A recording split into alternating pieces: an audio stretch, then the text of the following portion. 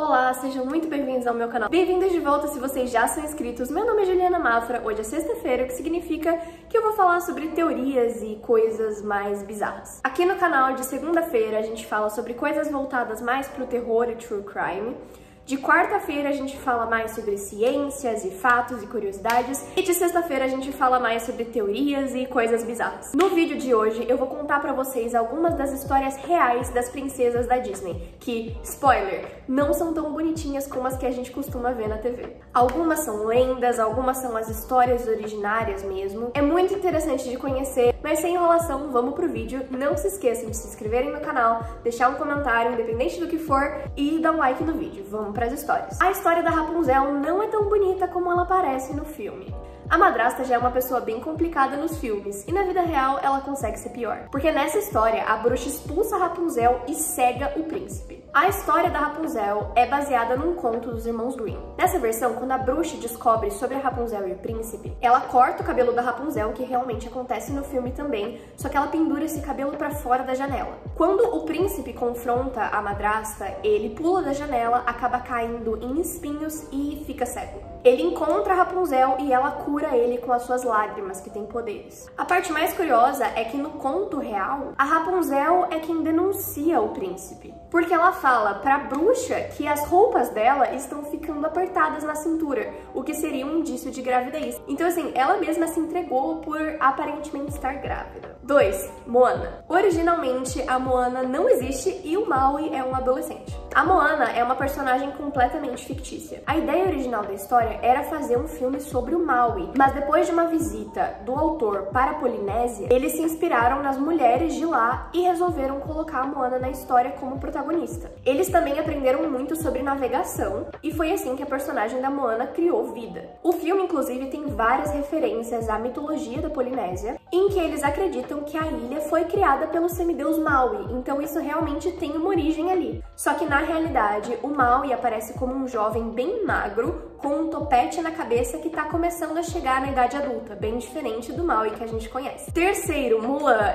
Eu vou deixar um trigger warning pra menção de suicídio aqui, porque é exatamente isso que acontece em uma das versões da lenda dessa princesa. Uma das origens é a balada chinesa de Mulan, sobre uma guerreira que vai pra guerra e depois de 10 anos de luta, nega completamente as suas honras militares e vai pra casa, onde a sua família cumprimenta ela super feliz. Porém, em uma das versões da lenda, a Mulan volta pra casa e encontra o seu pai morto, e sua família desmoronando completamente. Ela então, que estava se sentindo muito mal e solitária, acaba tirando a própria vida, que é uma versão bem triste da história. Não é a única, mas é uma delas. Quinto, Branca de Neve, que é um conto que todo mundo conhece. Nesse conto de fadas, que também é dos irmãos Grimm, a Rainha Má chega no casamento do príncipe encantado e da Branca de Neve. Lá, ela é forçada a usar sapatos de ferro quente e dançar até morrer. Pesado, extremamente pesado. Elsa, que nessa versão é uma vilã completamente fria e desumana. Baseada em um conto de fadas de Hans Christian Andersen. Ela é uma rainha de flocos de neve que vive em um castelo de gelo congelado. Nesse conto, ela sequestra um menino chamado Kai e encanta ele com um beijo. A amiga do Kai, que se chamava Gerda, alguns anos depois consegue salvar ele do castelo da Rainha Má, mas assim, ela era 100% a vilã. A Bela e a Fera. A história da Bela e a Fera foi originalmente publicada em 1740, na França medieval. Acredita-se que essa história foi inspirada em um casal que realmente existiu. Esse casal era Pedro e Catarina Gonçalves. O Pedro sofria de uma doença rara genética, que fazia com que seu corpo inteirinho fosse coberto por pelos. E supostamente a Catarina não viu o seu noivo até o dia do casamento. Eles então se casaram, ele não virou um príncipe bonitão, mas eles tiveram 7 filhos. E essa seria a origem da história da Bela e a Fera. Foi a história que inspirou o primeiro conto que saiu em 1740. Bela Adormecida, e esse também não é uma coisa muito legal. Trigger warning também para a violência sexual. Uma das primeiras versões de A Bela e a Fera foi escrita no século XVI, em Pierce Forest. A princesa, que se chamava Zelandine, se apaixona por um homem chamado Troilus. Enquanto Troilus estava fora, a Zelandine acaba caindo realmente em um sono encantado. E quando ele encontra ela, ao invés de um beijo, ele acaba engravidando ela. O bebê recém-nascido tira o linho que estava fazendo ela adormecer. Ela acorda, descobre tudo isso que aconteceu e acaba se casando com o Troilos depois.